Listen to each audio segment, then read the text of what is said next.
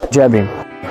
एक समय की बात, बहुत साल पहले जब बाबा साहेब की उम्र बहुत कम रही होगी, बाबा साहेब अपने विद्यालय से अपने घर वापस लौट रहे। वापस लौटते वक्त बाबा साहेब को रास्ते में पेड़ के नीचे एक किताबों की दुकान लगी हुई दिखी।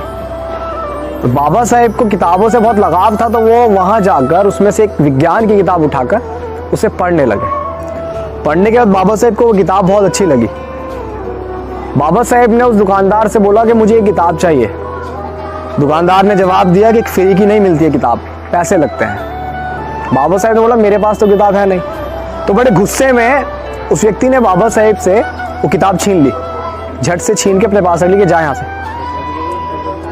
फिर बाबा साहेब ने बोला कि मेरे पास ये चांदी का लॉकेट है, क्या ये लेकर आप मुझे वो किताब दे सकते हैं? उस दुकानदार ने देखा चांदी का लॉकेट तो उसका तो मूल्य ज़्यादा था, किताब का कम था, लेकिन बाबा साहेब की नज़र में वो किताब ज़्यादा महत्वपूर्ण थी, उस लॉकेट से ज़्यादा, उस चांदी के लॉकेट से ज़्यादा। बाबा साहेब ने वो लॉकेट देकर वो किताब ले ली और बाबा साहेब वहाँ से अपने घर की ओर चल पड़े।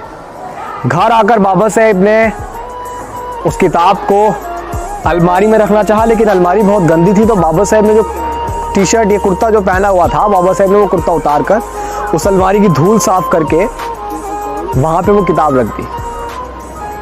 और कुछ देर बाद उसी कमरे में उनकी माता जी आती हैं और उनकी माँ देखती हैं कि अलमारी में किताब रखी हुई है जो कभी नहीं थी उस घर में उस दिन से पहले। तो माँ ने पूछा कि भीमा ये किताब कहाँ से आई? तो बाबा साहेब ने बोला कि मैं खरीद के लाया हूँ।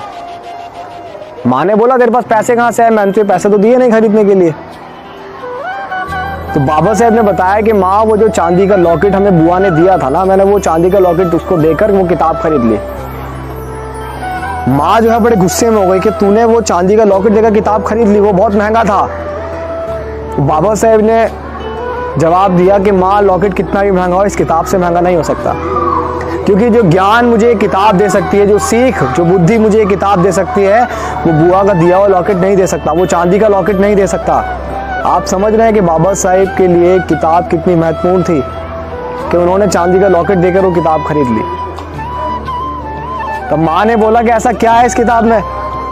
तो बाबा साहेब ने बताया ये किताब मुझे बताएगी, ये विज्ञान की किताब मुझे बताएगी कोई चीज़ क्यों डूबती है पानी में, कोई चीज़ क्यों तैरती है, कैसे कैसे क्या होता है, ये ज्ञान मुझे ये किताब देगी।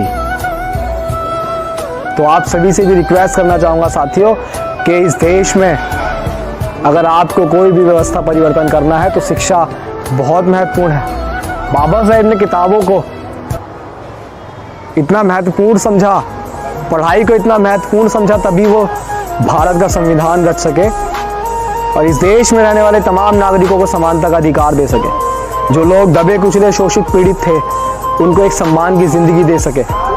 अगर बाबा साहेब भी पढ़ाई को छोड़ देते या उसका कोई मूल्य ना समझते तो शायद आज हम आप एकता के साथ, समानता के साथ और मान सम्मान स्वाभिमान के साथ ये ज़िंदगी नहीं जी रहे होते। साथी, पढ़ाई के मूल्य को समझिए, शिक्षा की महत्वता को समझिए, शिक्षा कितनी महत्वपूर्ण है जीवन में।